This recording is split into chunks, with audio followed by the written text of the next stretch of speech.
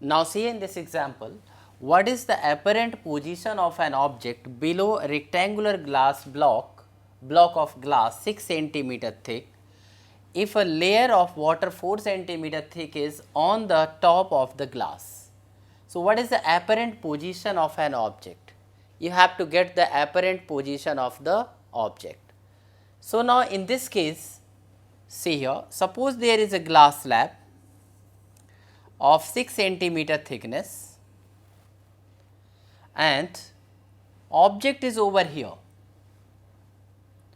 So object is here and then there is its refractive index is given to us, that is mu g is equal to 3 by 2,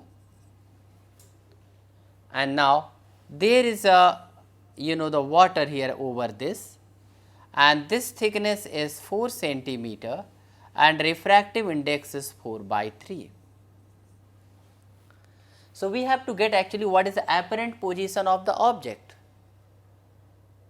So we can get the total shift, how much is this here? So we can write total shift x is equal to T1 into 1 minus 1 upon mu w plus T2 into 1 minus 1 upon mu g. So we can see here T1 is for this one, so that is a 4 into 1 minus mu w is 4 upon 3.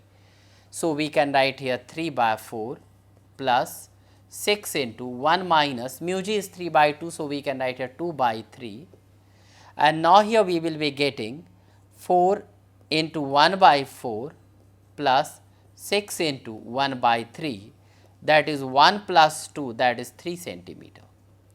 So shift is here, this means this object has shifted by a distance of 3 centimeter here.